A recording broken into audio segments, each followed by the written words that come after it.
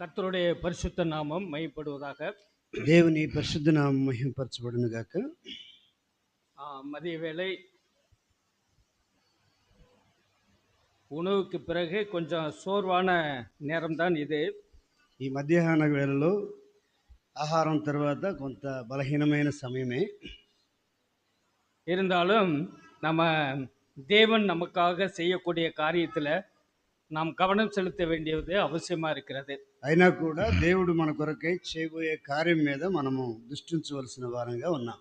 Okay, இந்த 3 நாளும் நாம் பேசக்கூடிய செய்தியினுடைய தலைப்பு பரலோக வாழ்வுக்கு தயாராகுதல். அதுதான் ఈ 3 దినాల మీటింగుల కొరకు మనం మాట్లాడబోయే భాగము పరలోకం కొరకై తయారు అవటం. పరలోక வாழ்வுக்கு தயாராகுதல். ரைட்டுங்களா? పరలోక జీవితానికి సిద్ధపడటం. நம்ம பரலோகத்தில் போய் வாழணும் அப்படிங்கிறது நம்முடைய விருப்பமா அல்லது தேவனுடைய திட்டமா? మనము పరలోకములో వెళ్ళి అక్కడ జీవించాలనేది మన యొక్క ఉద్దేశమా లేకపోతే దేవుని యొక్క ఉద్దేశమా? ప్రశ్న. பேசுங்க, அப்பதான் கொஞ்சம் தூக்கம் போயிடும். మీరు మాట్లాడండి, అప్పుడే నిద్రపోతుంది. பரலோகத்தில் நம்ம போய் வாழணுங்கிறது நம்மளுடைய விருப்பமா, நம்மை படைத்த தேவனுடைய திட்டமா? పరలోకములో చెప్పండి. தேவனுடைய திட்டம். ரைட்டுங்களா?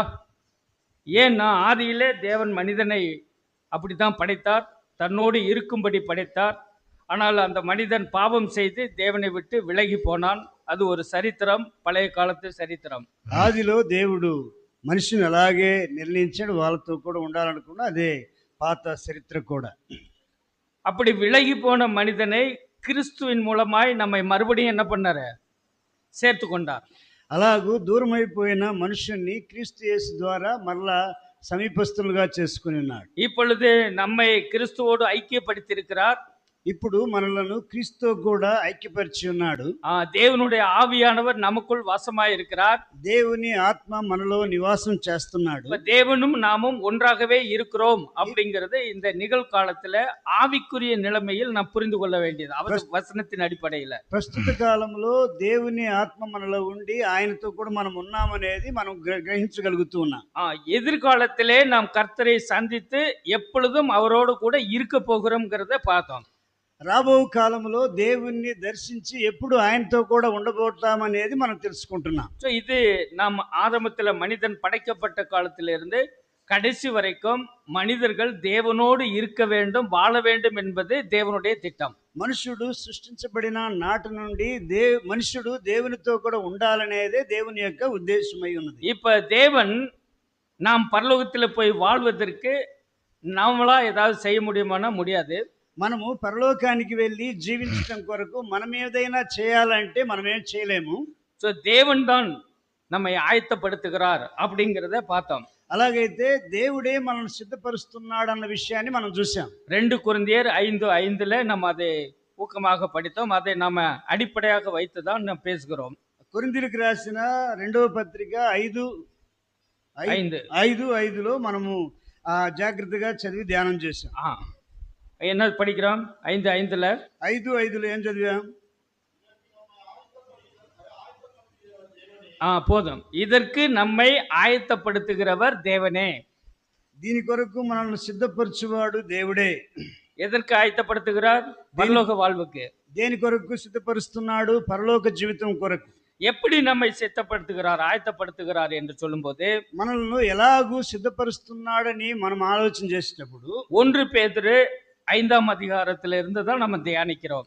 ఇక్కడ పేతురు రాసిన మొదటి పత్రిక 5వ అధ్యాయం నుంచి 10வது வசனத்தை நம்ம படிக்கிறோம். 10వ వచనం మనం చదువుకుంటున్నాం. பரலோக வாழ்வில் தான் நம்ம போய் வாழணும். அந்த வாழ்க்கைக்கு இந்த பூமியில நாம் தயாராக இருக்கணும். పరలోకములో మనం జీవించాలి, అందుకనే ఈ భూమి మీద మనం సిద్ధపడాలి. அதற்கு தேவன் தான் நம்மை ஆயத்தப்படுத்துகிறவராய் இருக்கிறார். దానికి దేవుడే మనల్ని సిద్ధపరిచేవాడుగా ఉన్నాడు. அப்ப தேவன் எப்படி என்னை ஆயத்தப்படுத்துகிறார் என்று பார்க்கும்போது பேதுரு 5:10 பதில் சொல்லுகிறார். దేవుడు మనల్ని ఎలాగ సిద్ధపరుస్తున్నాడు అని మనం ఆలోచన చేసేటప్పుడు పేతురు రాసిన మొదటి పత్రిక 5:10లో తెలియజేస్తున్నాడు. 3 விஷயம் நம்மை பரலோகத்திலே அவர் கொண்டு போய் நிலைநிறுத்துவதற்கு முன்பு இந்த பூமியில தேவன் 3 காரியங்களை செய்கிறார். మనలను పరలోకములో నిలబెట్టేదానికి ముందుగా భూమి మీద 3 విషయాలను ఆయన మనల్ని తయారు చేస్తున్నాడు. அதுல 1 சீர்படுத்தி, మనల్ని దాంట్లో ఒకటి మనలను సరిచేసి, அது இதுக்கு முன்னாடி செஷன்ல நம்ம அதை பார்த்தோம். మనము ఇంతకు ముందున్న సెక్షన్ లో జరిగిపోయిన సెక్షన్ లో இப்ப చూసాం. ரெண்டாவது என்ன செய்யறாரு, என்ன பண்றாரு? ఇక్కడ రెండవదిగా ఏం చేస్తున్నాడు? ஸ்திரப்படுத்தி, அந்த வார்த்தையை படிக்கலாம். ఇక్కడ స్థిరపరిచి అనే మాటను మనం చదువుకుందాం. அது படிங்க அந்த வார்த்தை. 1 பேதுரு 5:10.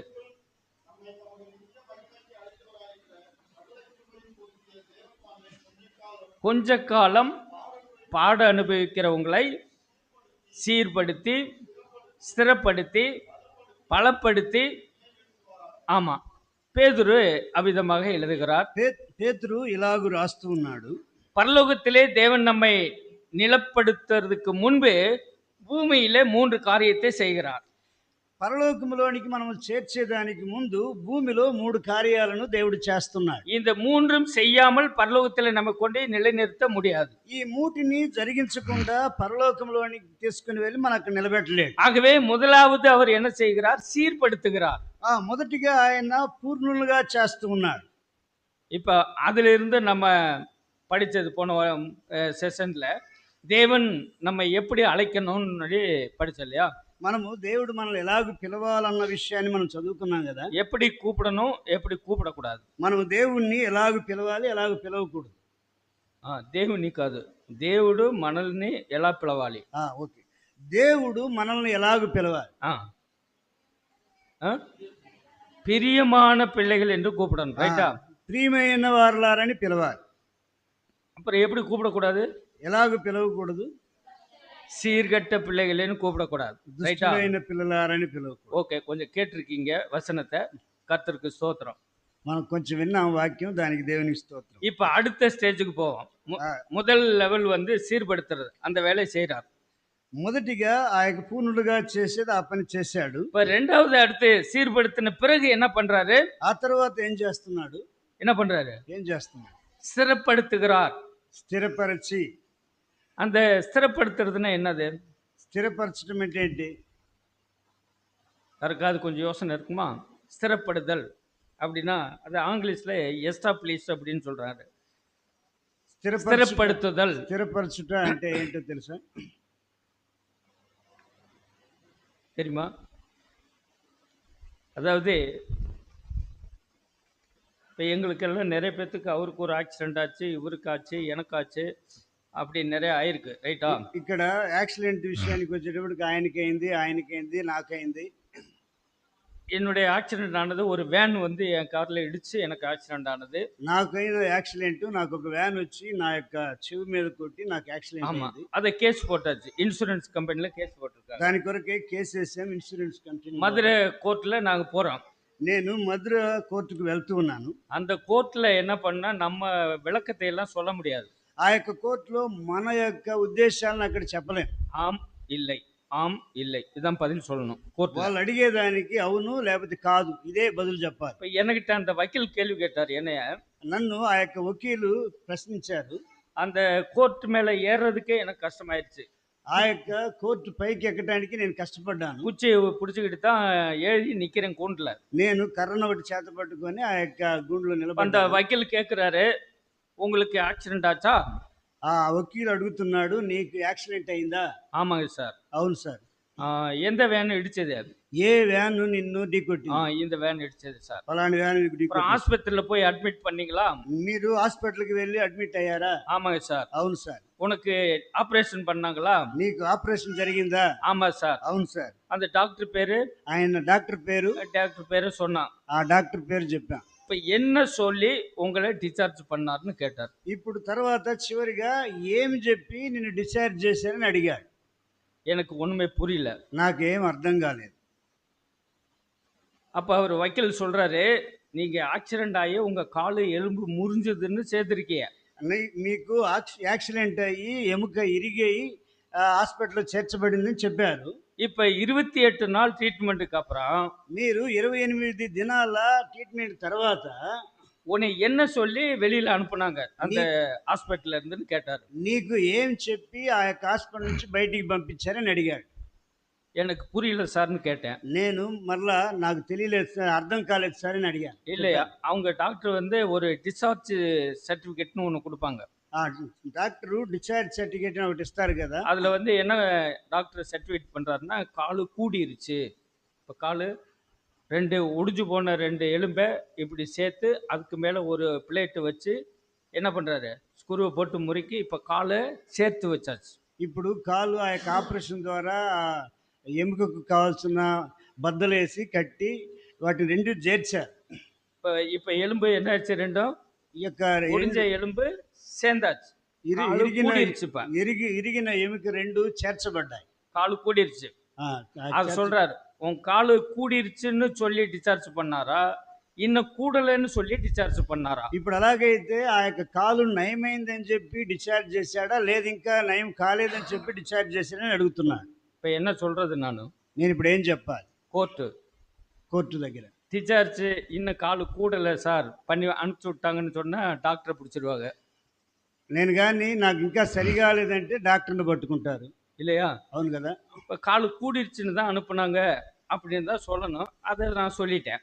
నేను కాలు సరి అయింది అందు అలాగే నేను చెప్పాను.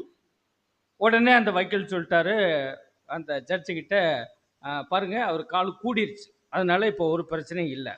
ఇప్పుడు ఆ యొక్క వకీల్ అంటున్నాడు జడ్జి దగ్గర, ఆయన కాలు సరి అయిపోయింది, ఇప్పుడు ఏ సమస్య లేదంటున్నాడు. ஒரு ஒரு 2 அடி உயரம் ஏற முடியல. 2 అడుగులు ఎత్తు నేను ఎక్కలేకపోయాను. காலு டேமேஜ் ஆனது தான். ఆ యొక్క కాలు ఇరిగిపోయింది, అది కొంచెం ఇదైపోయింది అంతే. இது முன்னாடி இருந்தது மாதிரி இதுக்கப்புறம் நான் என்னால நடக்க முடியாது. ఇంతకు ముందు ఉన్నట్టుగా నేను మరలా నడవలేను. ஆனா அந்த லாயரு சட்டத்தின்படி அங்க இரக்கம், தயவு, நீதி, நியாயம்லாம் கிடையாது. ఆ యొక్క లాయరు ఆ యొక్క చట్టాన్ని బట్టి ఇటువంటి ప్రేమ కనికరం లేకుండా మాట్లాడుతూ, என்ன சொல்றாரு லாயரு? లాయర్ ఏమంటున్నాడంటే, காலு கூடிருச்சுங்க, ఇప్పుడు కాలు సరైపోయిందండి, அதனால இவர் கொடுக்குற நஷ்ட ஈடு அவ்வளவு கொடுக்க தேவையில்லை. ఈయనకి ఇవ్వాల్సిన ఆ యొక్క నష్టేడు అంతగా ఇవ్వాల్సిన అవసరం లేదు அப்படி சொல்லிட்டாரு. అలాగే చెప్పాడు. இப்ப இதெல்லாம் பாருங்க, அதுதான் இங்க நமக்கு எதுக்காக இந்த விளக்கம் சொல்றேன்னா, ஸ்திரப்படுதல். అలాగైతే ఎందుకు నేను ఈ మాట చెప్పనొచ్చానంటే, స్థిరపరచుట. அதாவது நம்ம தேவனுடைய பிள்ளையா ஆயிட்டோம், మనం దేవుని పిల్లలమయ్యాం, இப்ப தேவனுடைய பிள்ளையாவே வாழணும், ఇప్పుడు దేవుని పిల్లలుగానే జీవించాలి, நற்சாட்சி உடையவர்களாய் வாழணும், మంచి సాక్ష్యం కలిగిన వారంగా జీవించాలి. நம்ம வந்து சீர்கெட்ட பிள்ளைகளின் தேவன் நம்மை பார்த்து அழைக்க கூடாது. మనము చెడిపోయిన పిల్లలము అని చెప్పాల్సిన అవసరం లేదు. అలా పిలవకూడదు దేవుడు మనల్ని. మనం దేవుడు అలాగ పిలవకూడదు, பிரிய பிள்ளைன்னு ప్రియులైన పిల్లలని పిలవాలి. పిలవాలి. அப்ப என்ன செய்யணும் அப்படின்னா, అలాగైతే ఏం చేయాలి అంటే, கிறிஸ்துவுக்குள் நாம் ஸ்திரப்பட வேண்டும். అలాగైతే క్రీస్తులో మనం స్థిరపడాలి. அப்படின்னா இந்த சீர்படுத்தின பிறகு செய்ய வேண்டிய வேலை. పూర్ణులుగా చేయబడిన తర్వాత చేయబడాల్సిన పనిది. முதலாவது நம்மகிட்ட இருக்கிற பிழைகள், தவறுகள், குற்றங்களை நீக்கி நம்மை பரிசுத்தப்படுத்துகிறார், சீர்படுத்துகிறார். ఇంతకు ముందుగా మన దగ్గర ఉన్న లోపాలు వీటన్నిటినీ సరిచేసి இப்ப ஸ்திரப்படுத்துகிறார். ఇప్పుడు మనల్ని స్థిరపరుస్తూ ఉన్నారు. அப்படின்னு என்ன అంటే, இனி என்ன நடந்தாலும் சரி நான் கிறிஸ்துவை விட்டு விலக மாட்டேன்.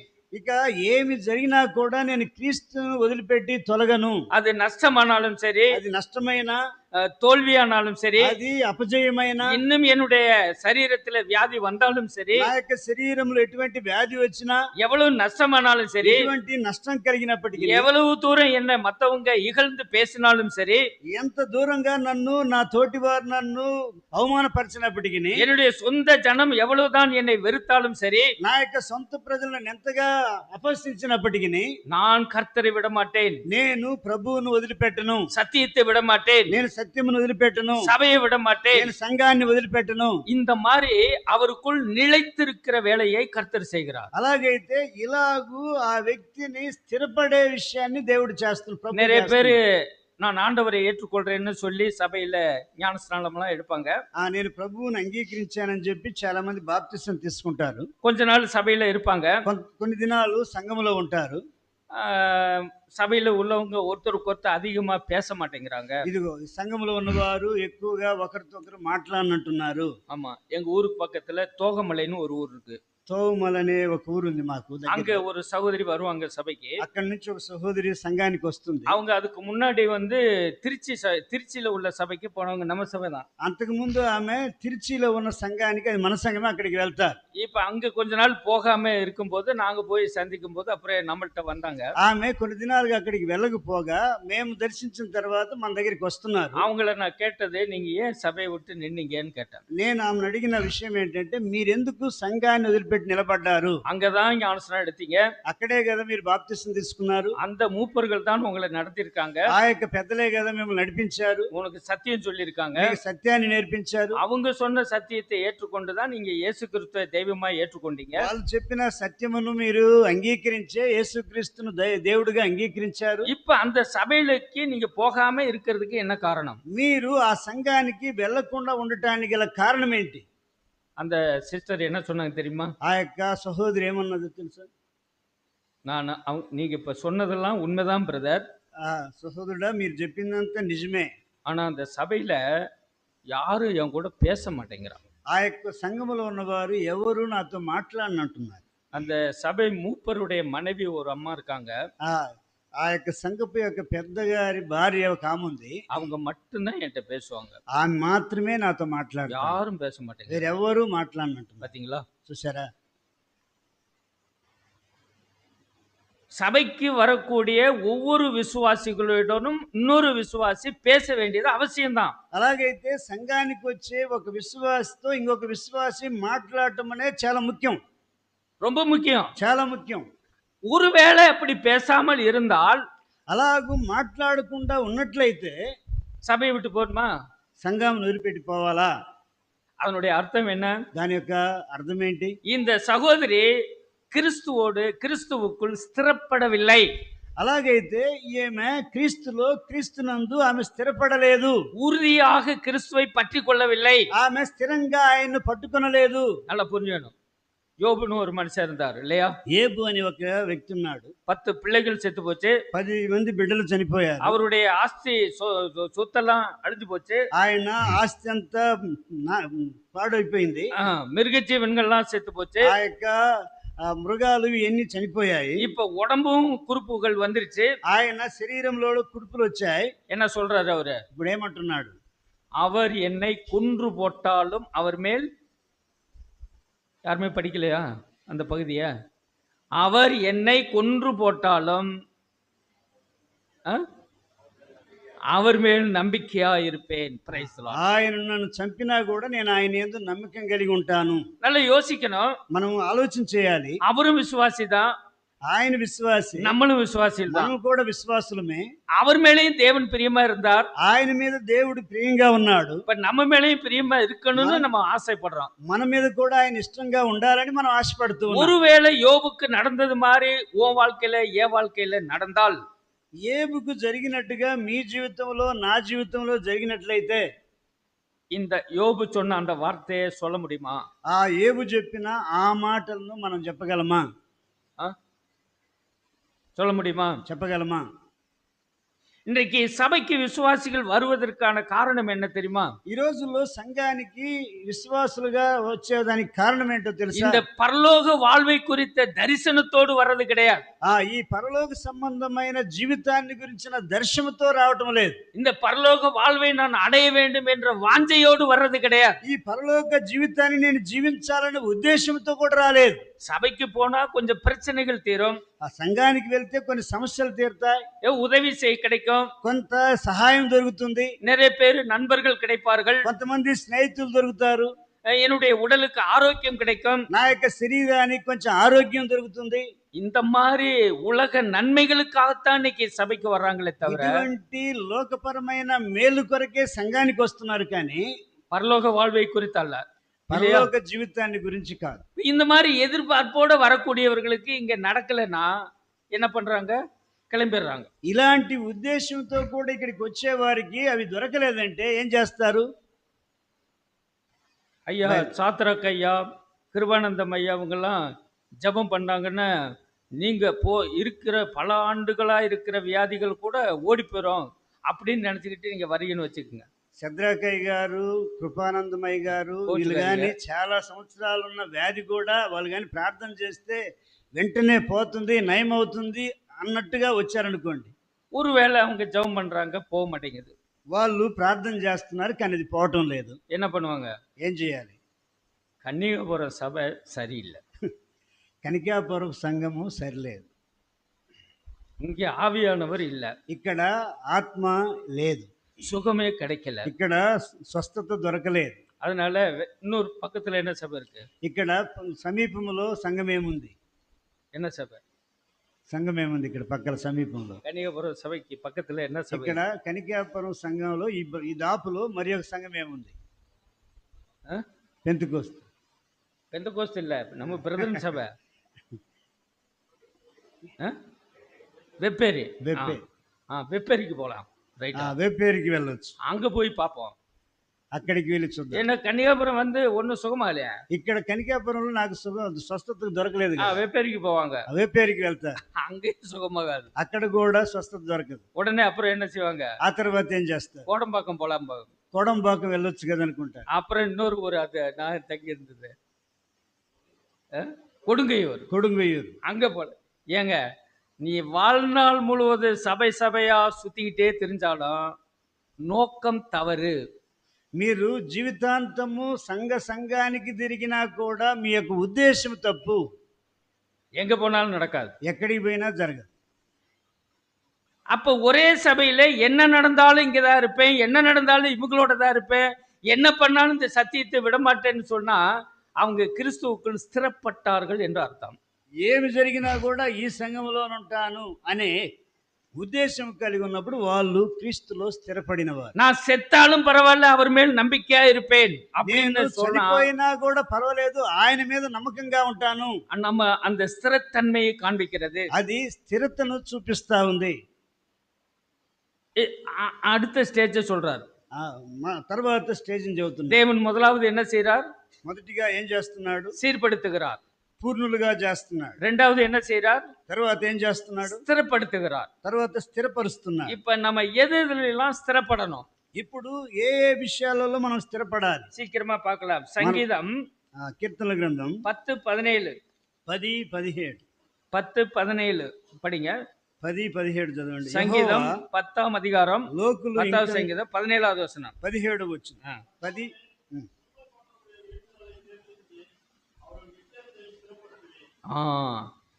இருதயத்தை ஸ்திரப்படுத்துவேன். హృదయాన్ని స్థిరపరచుము. இப்போ முதலாவது ஸ்திரப்பட வேண்டிய விஷயம் என்ன அப்படின்னா, మొదటిగా స్థిరపడవలసిన విషయం ఏంటంటే இதுதான் வந்து செட்டில் ஆகுறது. செட்டில் ஆயிட்டாரு இவரு, சென்னைக்கு போய் செட்டில் ஆயிட்டாரு அப்படிங்கிறதுல. அப்படின்னு என்னது? இங்க வந்து ஒரு இடத்த வாங்கிட்டாரு, வீட்டை கட்டிட்டாரு. ஒரு இடத்துல வீட்டை கட்டிட்டாருனாலுமே இனி அந்த இடத்த விட்டு போக மாட்டார் இல்லையா?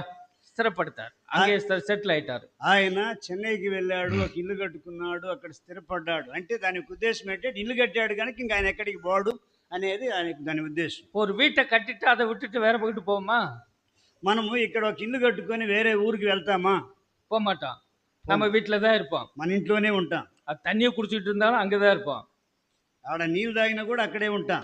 என்ன స్థిరப்பட்டாச்சு, செட்டில் பண்ணியாச்சு. ఎందుకంటే అక్కడ మనము స్థిరపడ్డాం. இங்கே சங்கீதக்காரர் சொல்லுகிறார், அவருடைய இருதயத்தை స్థిరப்படுத்துவீர்.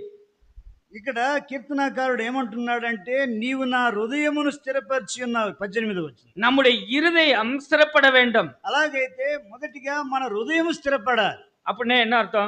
దానికి ఉద్దేశం ఏంటి? நம்முடைய మనసు கண்ட விஷயங்களுக்கு தாவக்கூடாது, குரங்கு மாதிரி. మన యొక్క మనసు అనేది అనేకమైన విషయాల కొరకే మనం గంతులేస్తూ ఉంటాం. மனம் ஒரு குரங்குன்னு சொல்லியிருக்காங்களே, மனம் ஒரு குரங்கு பாட்டு படிக்கிறேன்.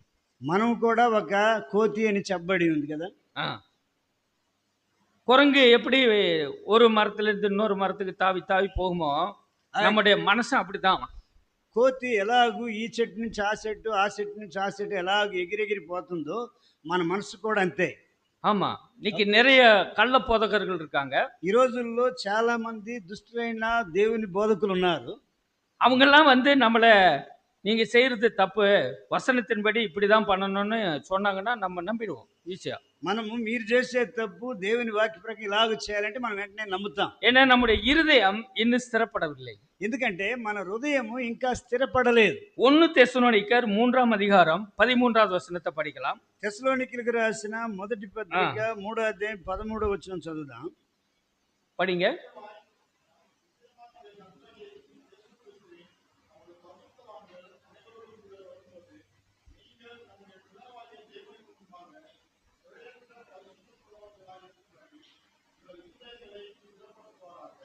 உங்கள் இருதயங்களை ஸ்திரப்படுத்துவாராக.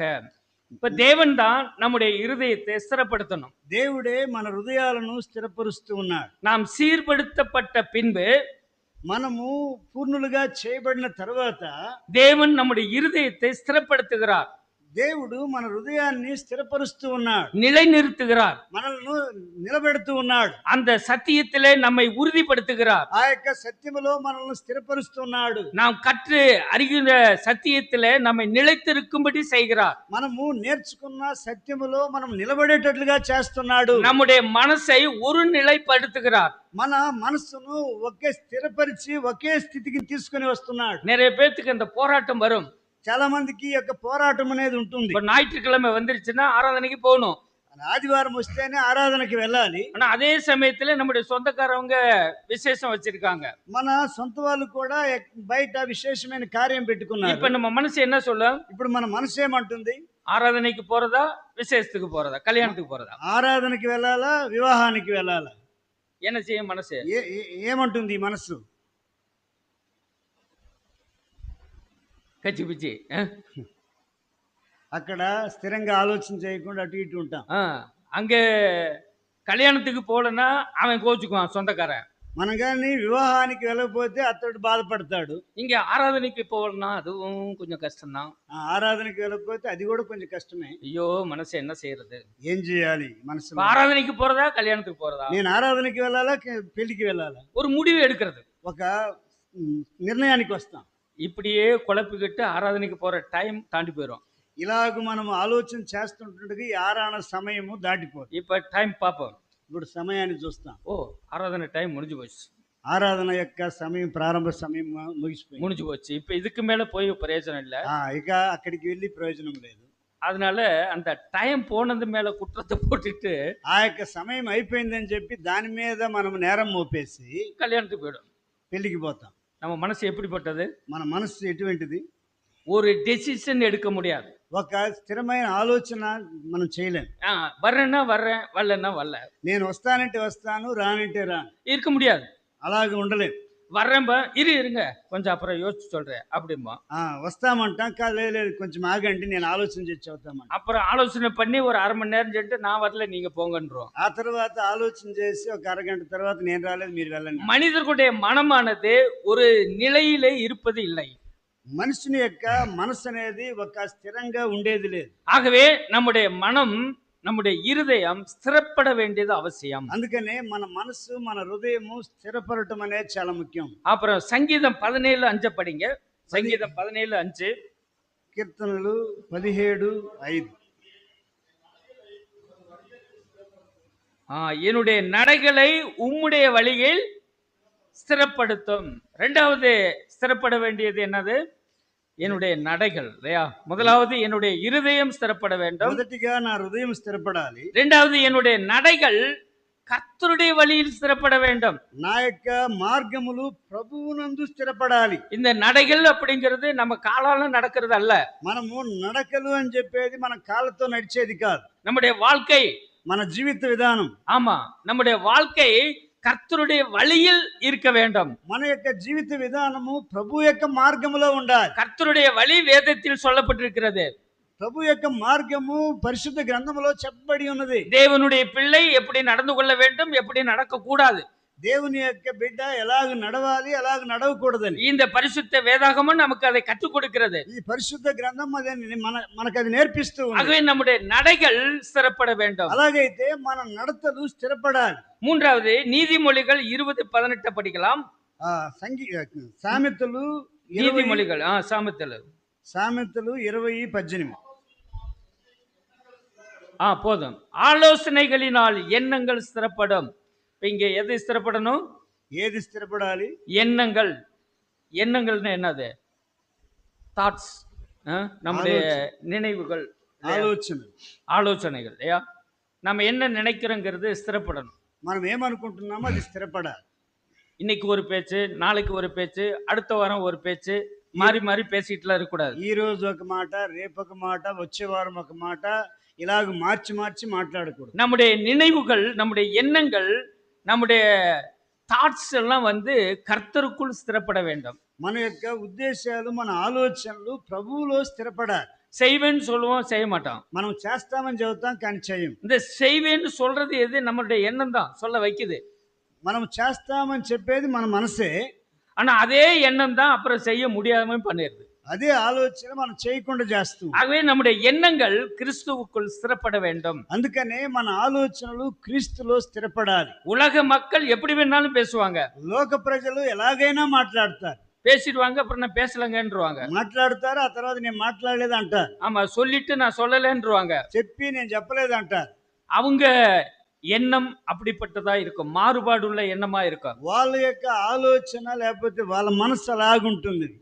ஆனால் தேவனுடைய பிள்ளைகளுடைய எண்ணம் அப்படி இருக்கக்கூடாது. అలాగైతే దేవుని యొక్క పిల్లల యొక్క ఆలోచనలు మనసు అలాగుండదు. என்னுடைய எண்ணம் ஸ்திரப்பட வேண்டும். అందుకనే నా ఆలోచనలు స్థిరపడాలి. அப்புறம் அப்போஸ்தலர் நடவடிக்கை 26:5 படிங்க. అపోస్తల కార్యము அப்போஸ்தலர் நடவடிக்கைகள் 26:5. 26:5, 26ஆம் அதிகாரம் 5வது வசனம். 26:5.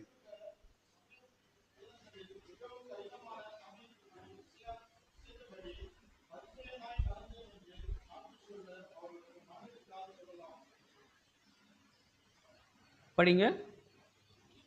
నేను మన 26:5 அப்போஸ்தலர் நடவடிக்கை.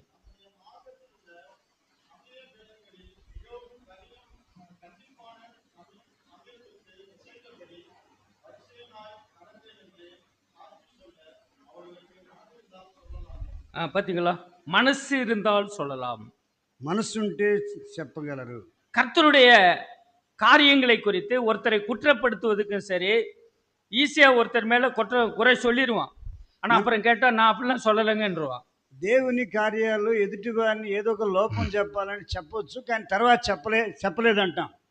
ஒருத்தர் மேல சுலபமா குற்றப்படுத்திடுவான். చాలా ఈజీగా ఇతరుల మీద మనము వాళ్ళ నేరస్తులు చేస్తాం. ஆனா அதுக்கப்புறம் உடனே மனசு மாதிரி நான் அப்படி சொல்லலைன்றுவான். వెంటనే మనసు మార్చుకొని నేను అలాగే చెప్పలేదు. நம்முடைய எண்ணங்கள் ஸ்திரப்பட வேண்டியது அவசியம். అందుకనే మన యొక్క ఆలోచనలు స్థిరపడాల్సింది చాలా అవసరము.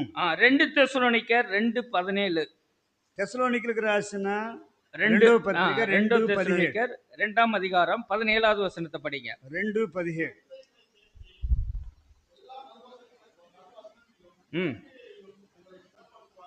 இப்ப ஆண்டவர் என்ன பண்றாரு? நம்மளை ஸ்திரப்படுத்துகிற வேலையை செய்கிறார். ఇప్పుడు ప్రభువు మనల్ని స్థిరపరిచే కార్యాన్ని చేస్తూ ఉన్నారు. எதுல எல்லாம் நாம் ஸ்திரப்பட வேண்டும்னு சொல்லி இப்ப நம்ம படிக்கிறோம். ఇక్కడ ఏ విషయాల్లో మనం స్థిరపడాలని ఇక్కడ జరుగుతుంది. தெசலோனிக்கர் சபையாருக்கு பவுல் எழுதும்போது தேவன் உங்களை இன்னென்ன விஷயத்திலே ஸ்திரப்படுத்துவாராக என்று சொல்லி அவர்களுக்காக ஜெபிக்கிறதை பார்க்கிறோம். ఇక్కడ అపోస్తలుడైన పౌలు తెస్సలోనికీయులకు రాసేటప్పుడు మీరు ఈ విషయాలలో స్థిరపరచబడాలని చెప్పి ప్రార్థన చేస్తున్నారు. 2 விஷயத்தை அங்கு குறிப்பிடுகிறார். ఇక్కడ 2 విషయాలను అతడు చూపిస్తున్నాడు. நல் வசனம், நற்கிரியை. మంచి వాక్యం ద్వారా நல் வசனத்திலும் நற்கிரியைகளிலும் உங்களை ஸ்திரப்படுத்துவாராக. அப்படிதான் எழுதியிருக்கு இல்லையா? మంచి సత్యమందును ప్రతి సత్కార్యమందును சத்தியம் வந்துடணும், சர்க்காரியம் வந்துடணும். ரைட்டுங்களா? ஸ்திரப்படுத்துவோம், స్థిరపరచును. இப்ப நல் வசனம் என்பது మంచి వాక్యం అనేది இப்ப బైబిள்ல இருக்கிறது எல்லாமே தேவனுடைய வார்த்தைகள் தான். ரைட்டா? బైబిల్లో ఉండేదంతా దేవుని వాక్యమే. இதுல நல்ல வசனம், கெட்ட வசனம் அப்படின்னு ஏதாவது இருக்கா? మంచి వాక్యము చెడ్డ వాక్యం అని ఏదైనా ఉందా? நல்ல வார்த்தை, கெட்ட வார்த்தை, మంచి వాక్యము చెడ్డ వాక్యము பைபிள்ல அப்படி எதுவும் இருக்கா? అలాగే ఏదైనా ఉందా బైబిల్లో? நம்ம என்ன சொல்லுவோம்? அப்படி ஒண்ணுமே இல்லை பிரதர். అలాగేమీ లేదు బ్రదర్. எல்லாமே நல்ல வார்த்தை தான் అన్నీ మంచి మాటలే. இல்லையா? అలా எல்லாமே நல்ல வார்த்தை தான். అన్నీ మంచి మాటలే అంటాం. ஆனா சங்கீதத்துல நீங்க படிச்சீங்கன்னா தாவீது தன்னை விரோதிக்கிறவர்களை சபிக்கிறார். ఇక్కడ కీర్తన గ్రంథంలో దావీదు తనకు విరోధంగా ఉన్న వారిని శపిస్తూ ఉన్నాడు. நம்ம அதை எடுத்து படிக்க வேணாம், அது ஒரு பெரிய அதிகாரமா இருக்கு அந்த புக்ல. ఆ యొక్క ஆனா పుస్తకంలో அந்த விஷயத்தை மட்டும் சொல்றேன். ఆ విషయాన్ని தாவீது எப்படி சபிக்கிறார்னா, அவன் வீடு எருக்களமாகணும், அவன் மனைவி விதவையா போகணும், அவங்க பிள்ளைகளுக்கு தாய் தகப்பன் இல்லாம போகணும், அவங்க வீட்டு மேல எல்லாம் குருவி வந்து அடையணும், இப்படி எல்லாம் சபிக்கிறார். ఇక్కడ దావీదు ఎలాగూ శపిస్తున్నాడంటే అతని ఇల్లు పాడైపోవాలి, తన భార్య విధవరాలు కావాలి, తన ఇంటి మీద జమ్ము పెరగాలి, ఇలాగూ మాట్లాడుతూ ఉన్నాడు. படிச்சிருக்கீங்களா? அதை మీరు చదివి ఉన్నారా? எப்பயாவது இருக்கா படிச்ச ஞாபகம் இருக்கா? நிறைய அப்படி இருக்கு. தாவீது நீங்க சங்கீதத்தில் படிச்சீங்கன்னா பல இடத்துல எல்லாம் శత్రుக்களை சபிக்கிறதை நம்ம பார்க்க முடியும். కీర్తన గ్రంథంలో దావీదుని గురించి చదివేటప్పుడు చాలా సందర్భాల్లో శత్రువులను అతడు శపించడం చూస్తాం. ஆமா, అవును. இப்போ அது நல்ல வசனமா கெட்ட வசனமா? ఇప్పుడు మీరు చెప్పండి, అది మంచి వాక్యమా చెడ్డ వాక్యమా? இந்த டெசிஷன் எடுக்கிறது கொஞ்சம் கஷ்டம் தான் இல்ல? దీని గురించి మనము సరైన నిర్ణయానికి రావడం చాలా కష్టమే. ஏன்னா பைபிள் முழுக்க நல்லதான், வசனம் எல்லாம் நல்ல வசனம் தான் சொல்லி பழகிட்டோம். మనము పరిశుద్ధ గ్రంథం అంతా మంచి వాక్యమే అనే ఆ మాట చెబుతూ మనం అలవాటు పడ్డాం. ஆனா அந்த காலத்தை நம்ம புரிஞ்சுக்கணும். ఆ యొక్క కాలాన్ని మనం అర్థం చేసుకోవాలి. தாவீதினுடைய காலத்துல அது சரி, దావీదు కాలంలో అది సరియే, ஆனா சபை காலத்துல அது தப்பு. కానీ ఇప్పుడు సంఘ కాలంలో అది తప్పు. ஏன் தப்பு? ఎందుకు తప్పు? இந்த காலத்துல கிறிஸ்து நமக்கு கற்றுக் கொடுத்தது உன் சத்துருவை சிநேகியுங்கள் என்று. అలాగైతే ఈ కాలంలో క్రీస్తు మనకు నేర్పించింది మీ శత్రువును ప్రేమించమని, இல்லையா? நமக்கு கர்த்தர் சத்ருவை பத்தி என்ன சொல்லி இருக்கிறாரு? ఇప్పుడు ప్రభు మనకు శత్రువుని గురించి ఏం చెబుతున్నాడు? மத்தேயு சுவிசேஷத்துல படிக்கிறோம், உன் சத்துருக்களை சிநேகியுங்கள், మీ శత్రువులను ప్రేమించండి, உன்னை சபிக்கிறவர்களை ஆசீர்வதியுங்கள், మిమ్మల్ని శపించే వారిని ఆశీర్వదించండి, உன்னை துன்பப்படுத்துகிறவர்களுக்காக ஜெபம் பண்ணுங்கள், మిమ్మల్ని హింసించే వారి కొరకు ప్రార్థన చేయండి. பழைய ஏற்பாட்டுல அப்படி கிடையாது. కానీ పాత నిబంధన అలాగ లేదు. அங்க கண்ணுக்கு கண்ணு பல்லுக்கு பல்லு, உன்னை அடிச்ச திருப்பி அடி, కంటికి కన్ను పంటికి పన్ను, నిన్ను కొడితే మళ్ళా కొట్టు. அது அந்த காலத்து சட்டம். అది ఆ కాలపు యొక్క చట్టం. சத்துருக்களை பகைப்பது சபிப்பது அந்த காலத்துக்கு சரியானது. శత్రువును తిట్టటము కొట్టటము అనేది ఆ కాలపు యొక్క పరిస్థితి. அதனால பைபிள்ல இருக்கு பிரதர், சத்துருக்களை சபிக்கிறதெல்லாம் இருக்கு. தாவீதே சபிச்சிருக்கிறாரு, அப்ப நான் சபிக்க கூடாதா? బైబిల్ ఉంది బ్రదర్, దావీదే శపించాడు కదా, నేను శపించకూడదా? இந்த மாதிரி வசனத்தை நாம் எடுத்துக்கொள்ள கூடாது. ఇలాంటి వాక్యాన్ని మనం తీసుకోకూడదు. இப்ப பைபிள்ல ఆది కాలத்திலிருந்து కடைசி కాలం వరకు நடக்கிற விஷயத்தை தான் தேவன் எழுதி கொடுத்திருக்கிறார். అయినా కూడా పాత దినాల్లో ఆయన అప్పటి నుంచి ఇప్పటి వరకు జరిగే విషయాలే రాసి ఇచ్చాడు.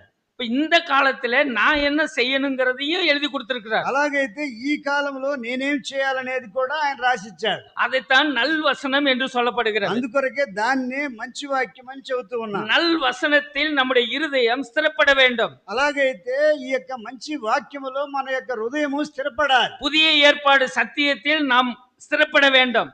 కొత్త నిబంధన యొక్క సత్యములో మనం స్థిరపడాలి. அப்போஸ்தலர் நடவடிக்கை 2ஆம் அதிகாரம் 42வது வசனத்தை படிக்கலாம். ఇప్పుడు అపోస్తల కార్యము 2వ అధ్యాయం 42వ వచనాన్ని చదువుకుందాం. அப்போஸ்தலர் 2:42. 2:42. அந்த ஆரம்ப கால விசுவாசிகள் என்ன செய்தார்களாம்? ప్రారంభ దినాల విశ్వాసులు ఏం చేశారట? அப்போஸ்தலருடைய உபதேசத்திலும் அந்நியனியத்திலும் அப்பம் பிக்குதலிலும் ஜெபம் பண்ணுகிறதிலும் என்னங்க அந்த உறுதியாய் அதுதான் స్థిరపடுறது. వీరు అపోస్తల బోధ యందును సహవాసమందును రొట్టె విరుచుట యందును ప్రార్థన చేయటి యందును ఎడతెగకయుండిరి. இந்த స్థిరపడుதல் அப்படின்னா உறுதியாய் இருத்தல். స్థిరపడటం ఎడతెగక ఉండిరి అని చూపిస్తారు. அந்த ஆரம்ப கால விசுவாசிகள் 4 விஷயத்துல அவங்க உறுதியா இருந்திருக்கிறாங்க. ప్రారంభ దినాల విశ్వాసులు 4 విషయాల్లో ఎడతెగగా ఉన్నారు. என்ன பாடுகள் வந்தாலும் சரி, ఎటువంటి శ్రమలు என்ன వచ్చినప్పటికీ, துன்பம் வந்தாலும் சரி, ఎటువంటి హింసలు వచ్చినప్పటికీ, என்ன எதிர்ப்புகள் வந்தாலும் சரி, ఎటువంటి వ్యతిరేకతలు వచ్చినప్పటికీ, இதுதான் உபதேசம், ఇదే ఉపదేశం, இதுதான் ஐக்கியம், ఇదే ఐక్యం, இதுதான் ஜெபம். ఇదే ప్రార్థన. இப்படித்தான் திருவிருந்து பண்ணணும். ఇదిగో ఇలాగనే రొట్టె విరవాలి. உறுதியாய் இருந்தார்கள். దీంట్లో స్థిరంగా ఉన్నారు. இந்த மாதிரி சொல்றது புதிய ஏற்பாடு சத்தியம், நல்வசனம். అందుకొనకే ఈ యొక్క కొత్త ఏర్పాట్లు ఉన్న వాక్యము మంచి వాక్యము అని அதனால చెప్పలేదు. பழைய ஏற்பாடு வாக்கியம் எல்லாம் கெட்ட வாக்கியம்னு சொல்ல முடியாது. అందుకని పాత నిబంధనలో ఉన్న వాక్యాలన్నీ చెడ్డవని చెప్పనవద్దు. அது அந்த காலத்துக்கு அது ரைட், అయితే ఆ కాలానికి అది సరి అయినదే, இந்த காலத்துக்கு அது பொருந்தாது. కానీ ఈ కాలానికి అది సరిపోదు. இன்று நான் சத்துருவை சிநேகிக்க வேண்டிய காலம், ఈ యొక్క కాలంలో శత్రువుని నేను ప్రేమించాలి. சபிக்கிற காலம் அல்ல. ఇప్పుడు శపించే కాలం కాదు ఇది. ஆகவே இந்த காலத்துல எனக்கு சொல்லப்பட்டிருக்கிற வசனம் தான் எனக்கு நல்வசனம். అలాగైతే ఈ రోజుల్లో నాకు చెప్పబడిన వాక్యమే అది మంచి వాక్యము. சில பெந்தகோஸ்து சபையில நிறைய வாக்குவாதம் பண்ணுவாங்க. చాలా మంది పెంతెకోస్తు సంఘాలలో ఘర్షణలు చేస్తూ ఉంటారు. ஆமா, பிரதர்ல இந்த பெண்கள்லாம் இங்க வந்து நின்னு பிரசங்கம் பண்ண விட மாட்டாங்க. ఆ బ్రదరన్లో ఇక్కడ ఈ యొక్క సహోదరులు ఇక్కడికి వచ్చి నిలబడటానికి ఇష్టపడరు. ஆமா, பிரதர்ல அப்படி செய்வாங்களா? అలాగ చేస్తారా? ஏன்? ఎందుకని? இத பெந்தகோஸ்து பெண்கள் என்ன செய்வாங்க தெரியுமா? పెంతెకోస్తు సహోదరులు ఏం చేస్తారు తెలుసా? பிரதர்ல பெண்களை எல்லாம் அடிமையா வச்சிருக்காங்க. పెంతెకోస్తలు అంటారు బ్రదరన్లో స్త్రీలను దాసులుగా ఉంచుకున్నారు. நீங்க பைபிள பாருங்க, ஆண் என்றும் இல்லை, பெண் என்றும் இல்லை. బైబిల్ మీరు చూడండి, పురుషుడని లేదు, స్త్రీ అని లేదని. புதிய ஏற்பாடு தான், కొత్త నిబంధనే. கிறிஸ்துவுக்குள் ஆண் என்றும் இல்லை, பெண் என்றும் இல்லை, எல்லாரும் கிறிஸ்துவுக்குள் ஒன்றாயிருக்கிறார்கள். படிங்க சிஸ்டர் அந்த வசனத்தை. క్రీస్తునందు పురుషుడని లేదు, స్త్రీ అని లేదు, అందరూ ఒకటై ఉన్నారు అని చెప్పి చెప్పబడుతుంది. చదవండి వాక్యం. அப்படி நம்மள சொல்லுவாங்க, அவங்க వాళ్ళలాగా చెబుతారు, நம்மளும் படிப்போம், మనం కూడా చదువుతాం. அப்படித்தான் எழுதி இருக்கு, అలాగే రాయబడి ఉంది. அப்ப உங்க சபையில ஏன் உங்களை பிரிச்சு வைக்கிறாங்க தனியா? అలాగైతే మీ సంఘములో ఎందుకు మిమ్మల్ని విభజిస్తున్నారు? அப்படிங்கிறப்ப உனக்கு மனசு எப்படி இருக்கும்? అలాగ మాట్లాడేటప్పుడు మీకు మనసు ఎలాగుంటుంది? சாத்ராக்கைய மேலையும் கிருபானந்தம் மேலையும் இவ்வளவு தூரம் கோபம் வரும். షడ్రక్ గారి మీద, కృపానందం గారి మీద ఇంతవరకు మీకు కోపం ఉంటుంది. ஆமா, வசனம் சொல்லுது ஆண் என்றும் இல்லை, பெண் என்றும் இல்லை, எல்லாரும் ஒன்றுன்னு பைபிள் சொல்றது உண்மைதான், புதிய ஏற்பாட்டுல தான் எழுதியிருக்கு. అందుకే కదా వాక్యం కరెక్ట్గానే చెప్పింది. పురుషుడని లేదు, స్త్రీ అని లేదు, కొత్త నిబంధన అదే కదా చెబుతుంది. ஆனா ఇவங்க என்னடா நம்மள பிரசங்கம் பண்ணே விட மாட்டேங்கிறாங்க. వీళ్ళేంటి మనల్ని అసలు ప్రసంగమే చేయనివ్వటం లేదు. அப்ப இந்த பெந்தகோஸ்து சிஸ்டர் சொல்றது కరెక్ట్ தான். అలాగైతే ఈ యొక్క పెంతెకోస్తు సహోదరి చెప్పేది కరెక్టే. அப்ப அடுத்த வாரத்துல இருந்து எங்க சபைக்கு வர்றீங்களா? అలాగైతే వచ్చే వారం నుంచి మా సంఘానికి వస్తారా? எந்த சங்கம்? பெந்தகோஸ்து சங்கம். పెంతెకోస్తు సంఘం. உடனே என்ன பண்ணிடுவோம்? వెంటనే வர்றேன் சிஸ்டர். వస్తాను సిస్టర్. ஏன் ఎందుకని? ஏன் இந்த பிரச்சனை? ఎందుకు ఈ యొక్క సమస్య? வசனத்தை சரியாக படிக்காதனால, புரிஞ்சுக்காதனால.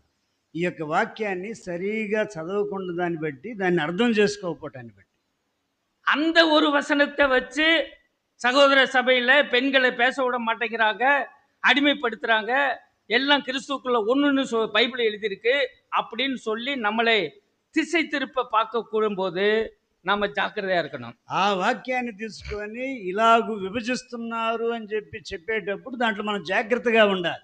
1 கொரிந்தியர் 14ஆம் அதிகாரத்துல அப்போஸ்தலனாகிய பவுல் தெளிவாக சொல்லுகிறார், உங்கள் ஸ்திரீகள் சபையிலே பேசாமல் இருப்பது நல்லது.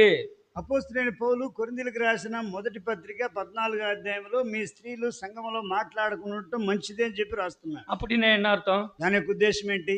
ஊமை மாதிரி வந்து உட்காந்துட்டு போறதா? మీరు వచ్చి మూగోళ్ళలాగా వచ్చి కూర్చొని వెళ్ళాలనే? அதை நம்ம தெளிவா தெரிஞ்சுக்கணும். దాన్ని కూడా మనము తేటగా తెలుసుకోవాలి. அமைதலா இருக்க வேண்டும், உங்கள் ஸ்திரீகள் சபையில் பேசாமல் இருப்பது நல்லது. మీ యొక్క స్త్రీలు సంఘములో మాట్లాడుకుంటూ మంచిది. మౌనంగా ఉండాలంటే அப்படின்னா என்ன అర్థం? దాని యొక్క ఉద్దేశం ఏంటి? அந்த 14ஆம் அதிகாரம் முழுவதும் 2 விஷயத்தை குறித்து தான் பவுல் பேசுகிறார். ఆ యొక్క 14వ అధ్యాయం అంతటిలో 2 విషయాలను అపోస్తలుడైన పౌలు మాట్లాడుతున్నారు. என்ன அந்த 2 விஷயம்? ఆ 2 విషయాలు ఏంటి? ஒன்னு தீர்க்க தரிசனம் சொல்றது, இன்னொன்னு அந்நிய பாஷை பேசுறது. ఒకటి ప్రవచనం చెప్పటము, రెండవది అన్య భాష మాట్లాడటం. ஆமா, அந்நிய பாஷை பேசுறது, ரெண்டாவது தீர்க்க தரிசனம் சொல்றது, செய்தி கொடுக்க. అన్య భాష మాట్లాడటం, రెండవది ప్రవచించటం. ரைட்டா? அப்ப சபையில பெண்கள் என்ன பேசக்கூடாது? ఇప్పుడు సంఘములో స్త్రీలు ఏం మాట్లాడకూడదు? இது ரெண்டுமே பேசக்கூடாது. ఈ రెండు మాట్లాడకూడదు. அங்க படிக்கிறோம். ఇక్కడ చదువుతాం. தீமோத்திக்கு வரும்போது பவுல் சொல்றார், ఇక్కడ తిమోతికి వచ్చేటప్పుడు పౌలు చదువుతాడు, ஸ்திரீகள் சபையில உபதேசம் பண்ணவும், இல்லையா, உபதேசம் பண்ணவும், புருஷர்கள் மேல் அதிகாரம் செலுத்தவும் நான் கட்டளை கொடுப்பதில்லை, இல்லையா? ఇక్కడ అపోస్తలుడైన పౌలు స్త్రీలు సంఘములో మాట్లాడటానికి ఉపదేశం చేయడానికి నేను ఆజ్ఞాపించను అంటున్నాడు. உபதேசம் பண்றது, ரெடியா பிரசங்கம் பண்றதே வேண்டான்னு சொல்றாரு. మీరు ప్రసంగం చేయటం వద్దంటున్నాడు. ஒரு இடத்துல ஆணும் பெண்ணும் கிறிஸ்துவுக்குள் சமம்ன்றார். ఒక స్థలములో సహోదరులను లేదు, పురుషులను లేదు, సమ్మ అంటున్నాడు. ஒரு இடத்துல பெண்கள் சபையில பிரசங்கம் பண்ண கூடாதுன்றார். ఇంకొక స్థలములో సహోదరులు ప్రసంగం చేయకూడదు అంటున్నాడు. இது சாத்ராக் பிரதரோ கிருபானந்தம் பிரதரோ பால் செடைன்னு சொல்றது கிடையாது. ఇక్కడ సహోదరులు సెడ్రాక్ గారు, సహోదరులు కృపాదానం గారు, పాల్ సడైన్ గారు చెప్పేది కాదు, பைபிள் சொல்றது. బైబిల్ చెబుతుంది. ஒரு இடத்துல எல்லாரும் ஒண்ணுன்றாரு, ఒక స్థలములో అందరూ ఒకటి అంటున్నాడు. இன்னொரு இடத்துல அதே ஆவியானவர் பெண்கள் பேசக்கூடாதுன்றார். అదే ఇంకొక స్థలములో అదే ఆత్మ ద్వారా సహోదరులు మాట్లాడకూడదు అంటున్నాడు. இப்ப நல் வசனம் எது? ఇప్పుడు మంచి వాక్యం ఏది? இந்த ரெண்டுல நல் வசனம் எது? ఇప్పుడు ఈ రెండిట్లో మంచి వాక్యం ఏది? ரெண்டுமே நல்லதுதான். రెండు మంచివే, அப்படியா? అంతే కదా. நல்லதுன்னா ஒண்ணுதான் இருக்கணும், ஏதாவது ஒண்ணுதான் இருக்க முடியுமே தவிர ஒரு ஆளை பிடிச்சி இவர் நல்லவர், இவர் அதே சமயத்துல கெட்டவர் அப்படிலாம் சொல்ல முடியாது. ஒண்ணு நல்லவர்னா நல்லவர்னு, இல்லாட்டி கெட்டவர்னா கெட்டவர்னு. రెండు మంచి అయినా లేకపోతే ఒకటి చెడ్డది ఒకటి మంచిదైనా ఎవరైనా కానీ చెప్పేటప్పుడు ఈ వ్యక్తి మంచోడని చెప్పి కాదు కాదు చెడ్డోడని, లేకపోతే చెడ్డోడని చెప్పి మంచోడని చెప్పరు, ఏదైనా ఒకటి చెప్పాలి. இப்ப ஏன் சபையில ஸ்திரீகள் பேசக்கூடாது? ఎందుకు సంఘములో స్త్రీ మాట్లాడకూడదు? அப்ப கர்த்தர் ஆரம்பத்துல அந்த பழைய காலத்துல ஸ்திரீயின் மூலமா தான் பிரிவினை ஏற்பட்டது. தெய்வத்துக்கும் மனித குலத்துக்கும் பிரிவினை ஏற்பட்டது அந்த ஸ்திரீ தான் காரணம். అలాగైతే పాత నిబంధనలో ప్రారంభ దినాలలో స్త్రీ ద్వారానే మనుషునికి దేవునికి ఎడబాటు వచ్చింది. ஆகவேதான் புதிய ஏற்பாட்டுல வரும்போது சபை அது கர்த்தருடைய சரீரம்.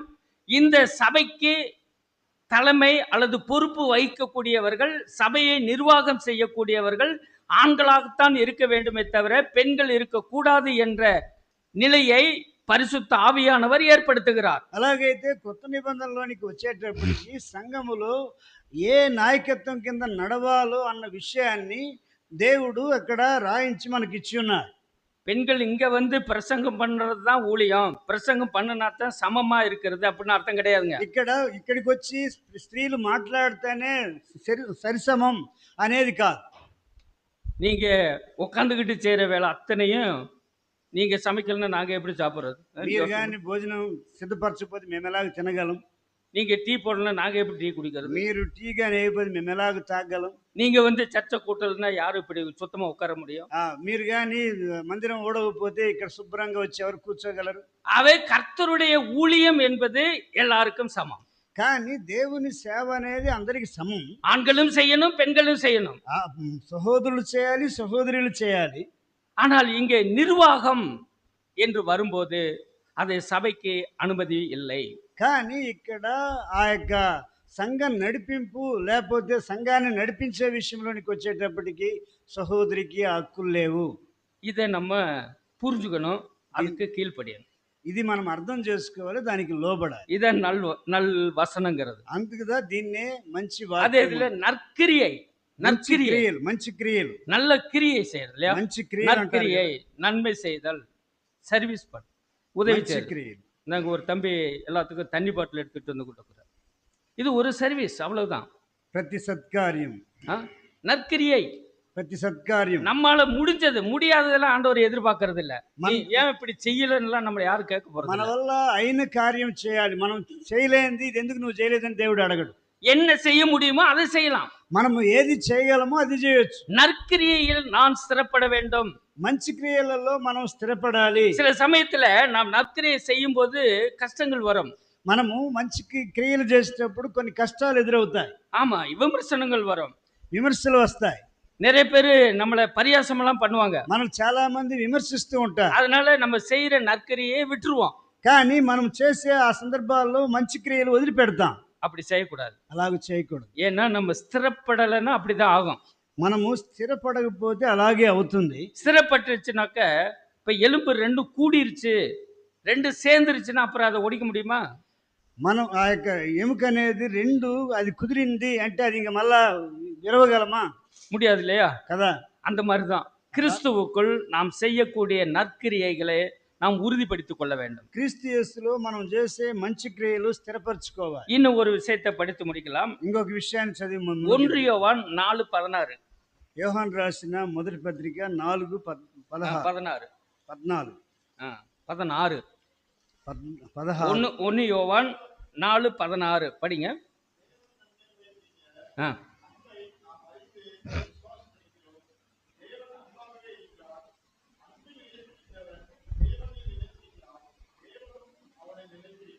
Price the Lord.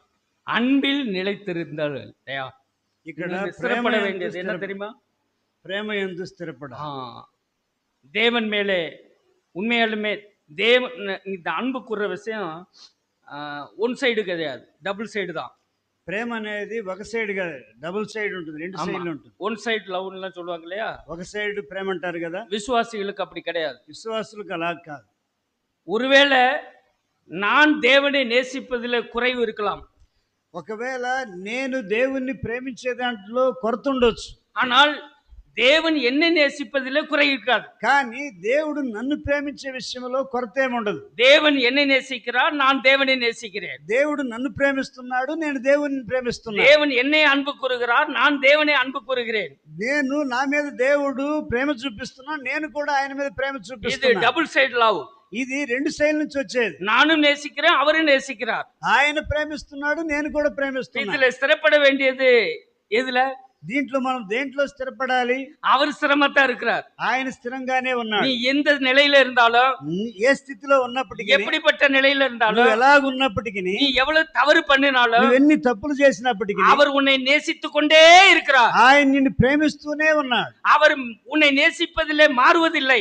ఆయన నిన్ను ప్రేమించే దాంట్లో మారేది లేదు. அவர் நம்மை அன்பு கூர்ந்து கொண்டே இருக்கிறார். ఆయన మనల్ని ప్రేమిస్తూనే ఉన్నాడు. அவர் అన్பிலே மாற்றம் இல்லை. ఆయన ప్రేమలో మార్పు లేదు. அவர் அன்பிலே குறைவு இல்லை. ఆయన ప్రేమలో కొరత లేదు. நாளுக்கு நாள் அதிகமாகவே அன்பு கூறுகிறாரே రోజు தவிர రోజుకు ఎక్కువగానే ప్రేమిస్తున్నాడే కానీ அன்பிலே அவர் என்னை குறைத்து அன்பு கூறுவதில்லை.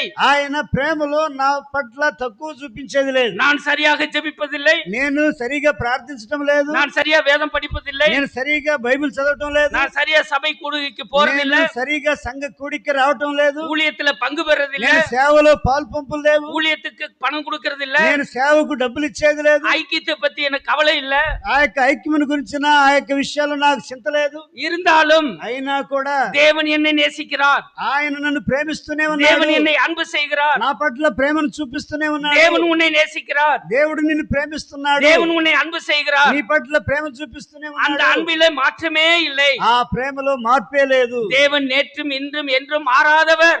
ఆయన నిన్న నేడు ఎప్పుడు మారనివాడు. அவருடைய அன்பிலும் மாற்றம் ఆయన இல்லை. ప్రేమలో కూడా మార్పు లేదు. அவர் நேசிக்கிற அன்பிலே ஸ்திரமாகவே இருக்கிறார். ఆయన ప్రేమించే ప్రేమలో స్థిరంగానే ఉన్నాడు. ஓம் பிள்ளைதான், నీ బిడ్డే, ஓ மகன் தான், నీ కొడుకే, ஓ மகள் தான். నీ యొక్క కుమార్తె. ஆனா பாரு என்ன பண்றாங்கன்னு. కానీ ఏం చేస్తున్నాడు చూడండి. இப்பொழுது பிசாசு அங்க போய் குற்றம் சுமத்தினாலும், కానీ అక్కడ నీ బిడ్డే కదా అని చెప్పి సాతానుడు నేరం మోపినప్పటికీ, ஆண்டவர் என்ன செய்கிறார்? కానీ దేవుడు ఏం చేస్తున్నాడు? பழைய ஏற்பாட்டு காலத்துல పాత నిబంధనలో யோபுவை குறித்து கம்ப்ளைண்ட் பண்ணான். అక్కడ ఏబును గురించి అక్కడ తెలియజేశాడు. சாத்தானுக்கு பெர்மிஷன் தர்றார். అక్కడ సాతానుకు అవకాశం ఇస్తున్నాడు. இப்ப இந்த காலத்துல ఈ కాలంలో அப்படி பெர்மிஷன் கொடுப்பாரா? అక్కడ అలాగూ ఆయన పర్మిషన్ ఇస్తాడా? கிடையாது. కాదు. இப்ப என்ன செய்கிறார்? ఇప్పుడు ఏం చేస్తున్నాడు? டேய், அது ஏன் மக, ఇదిగో అతడు నా కుమారుడు, ஏன் மகன், నా కొడుకు, நான் அவங்களுக்காக உயிரை கொடுத்திருக்கேன், వారి కొరకు నేను ప్రాణం పెట్టాను, அவங்க வேலையை நான் பாத்துக்கிறேன், వాళ్ళ పని నేను చూసుకుంటాను, உன் வேலையை பார்த்துட்டு போ. నువ్వు నీ పని చూసుకొని పో. அதனாலதான் அவன் இங்க வந்து என்ன பண்றான்? అందుకనే ఇక్కడ అతడు వచ్చి ఏం చేస్తున్నాడంటే, என்ன பண்றான்? இங்க வந்து ఇక్కడ వచ్చి ఏం చేస్తున్నాడు? வகை தேடி சுற்றி திரிகிறான். వాడు అవకాశం చూసుకొని తిరుగుతా ఉన్నాడు. உன்னை ஒண்ணும் செய்ய முடியாது அவனால. వాడు ఏమి చేయలేడు నిన్ను. ஏன்னா அந்த அளவுக்கு தேவன் நம்மை அன்பு கூறுகிறார். అలాగూ దేవుడు మన పట్ల ప్రేమనుంచాడు. ஆனா కానీ நீங்களும் நானும் அந்த தேவனை எந்த அளவுக்கு அன்பு கூறுகிறோம் కానీ నీవు నేను ఆ దేవుని ఎంతగా ప్రేమిస్తున్నా யோசிச்சு பாருங்க. ఆలోచన చేసి చూడండి. யோவான் 3:16 படிக்கும்போது 3:16 యోహాను సువార్త 3:16 మనం చూసేటప్పుడు యోహాను సువార్త தேவன் என்னை எப்படி அன்பு கூர்ந்தார்னா இந்தளவாய் அப்படின்னு போட்டிருக்கு. ఇక్కడ దేవుడు మన పట్ల ఎలాగూ ప్రేమ ఇంతగా అని చెప్పి చూస్తాం మనం. இந்தளவாய் அப்படின்னா ஏதாவது ஒரு குவான்டிட்டி இருக்கா? கிடையாதுங்க. మనలో ప్రేమించడం ఇంతగా ప్రేమించడానికి ఏదైనా మనలో మంచితనం ఉందా? அளவு கிடையாது. ఆ యొక్క మంచితనం ఏమి లేదు. அதுக்கு லிமிட் கிடையாது. దానికి ఒక లిమిట్ లేదు. Limitless love. ఆ యొక్క ఇంత అని నిబంధన లేని ప్రేమ. ஆமா, நீ இப்படி இருந்தீன்னா நான் உன்னை நேசிப்பேன். அப்படி இல்ல ஆண்டவர் நம்மை నీవు நேசிப்பது. ఇలాగుంటే నేను ప్రేమిస్తానని కాదు. ஆமா, தேவன் என்னை நேசிப்பது ரோமர் புஸ்தகம் 8ல நினைக்கிறேன். ரோமர் 8லயா? రోమీయులకు రాసిన పత్రిక 8 అనుకుంటాను. 8, 10 ஆமா 8 தான். 8ல 36ல இருந்து படிங்க. 36 నుంచి చదవండి. ரோமர் 8:36ல இருந்து.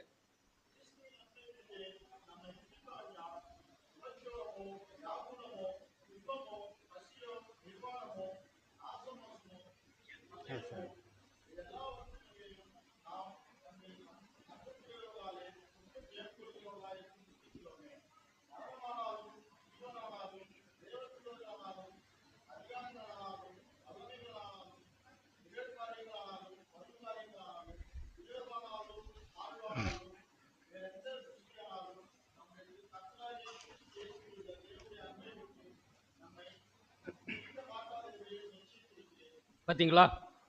பவுல் சொல்லுகிறதை கவனிச்சீங்களா? ఇక్కడ పౌలు చెప్పేది గమనించారా? எந்த விஷயமானாலும் சரி தேவனுடைய அன்பை விட்டு என்னை பிரிக்க முடியாது. ఏ విషయమైనా కానీ దేవుని ప్రేమ నుండి నన్ను దూరం చేయ. நான் சோர்ந்து போய் கிடந்தாலும் சரி, నేను నిరుత్సాహంతో நான் ఉన్నప్పటికీ, எப்படிப்பட்ட நிலையில இருந்தாலும் சரி, ఏ పరిస్థితిలో ఉన్నప్పటికీ தேவன் என்னை நேசிக்கிறார். దేవుడు నన్ను ప్రేమిస్తున్నాడు. இந்த மாலை வேளையில அன்பான சகோதர சகோதரிகளே, ఈ యొక్క సాయంకాల పేరులో ప్రియమైన సహోదర நீங்க సహోదరులారా, எப்படிப்பட்ட நிலையில இருந்தாலும் మీరు ఎటువంటి పరిస్థితిలో ఉన్నప్పటికీ தேவன் உன்னை நேசிக்கிறார். దేవుడు నిన్ను ప్రేమిస్తున్నాడు. எதுக்கு தெரியுமா? ఎందుకో తెలుసా? ஸ்திரப்படுத்தணும். స్థిరపరచాడు. உன்னை ஸ்திரப்படுத்தணும். నిన్ను స్థిరపరచడం కొరకు. எல்லா சூழ்நிலையிலும் ఎటువంటి స్థిరப்படுத்தணும். పరిస్థితిలోనైనా స్థిరపరచడం కొరకు. துக்கித்து ஞானமற்றவர்களைப் போல மற்றவர்களைப் போல அழுது புலம்பி அப்படி அல்ல நம்முடைய வாழ்க்கை. మరి ఏడ్చి ప్రలాపించే విధంగా అలాంటి పరిస్థితి కాదు మంది. நம்முடைய ஜெபத்துக்கு பதில் கிடைத்தால் ஸ்தோத்திரம். మన యొక్క ప్రార్థనకు జవాబు దొరికితే స్తోత్రం. பதில் கிடைக்கலனா ఒకవేళ జవాబు రాకపోతే ஆத்திரமா? ஆண்டவர் என் பதிலே கொடுக்க மாட்டேங்கிறார். ఎందుకు சரியில்லை. దేవుడు నాకు జవాబే ఇవ్వనంటున్నాడు? ஆண்டவர் என்னை நேசிக்க மாட்டேங்கிறார். ప్రభువు నన్ను ప్రేమించడం లేదు. ம்ம். அதான் பதில் கொடுக்க மாட்டேங்கிறார். అందుకే నాకు జవాబు ఇవ్వటం లేదు. அதான் சுகம் கொடுக்க மாட்டேங்கிறார். అందుకే నాకు స్వస్థతని ఇవ్వటం లేదు. இப்படி எல்லாம் நம்ம லிமிட் வைக்க கூடாது. ఇలాగూ మనం దానికి ఒక హద్దులు నియమించు. எல்லா நிலையிலும் கர்த்தர் என்னை நேசிக்கிறார்.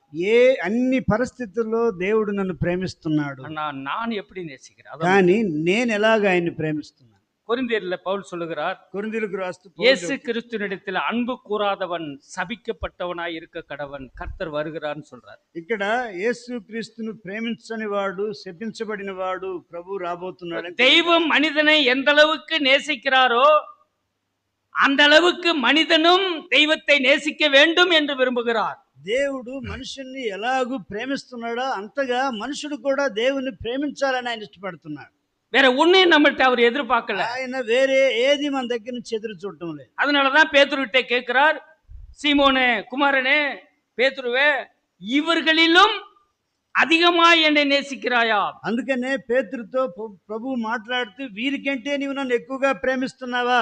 நாம் பெற்றோர்களை நேசிக்கலாம், பிள்ளைகளை நேசிக்கலாம், சபையாரை நேசிக்கலாம், தப்பு இல்லை, நேசிக்கணும். మనము తల్లిదండ్రులను ప్రేమించవచ్చు, బిడ్డలను ప్రేమించవచ్చు, సంఘస్థులను ప్రేమించవచ్చు, తప్పు కాదు. ஆனா இவர்களை விட தெய்வத்தை அதிகமாய் நேசிக்க முடியுமா? కానీ వీటికంటే ఎక్కువగా దేవుణ్ణి ప్రేమిస్తున్నామా?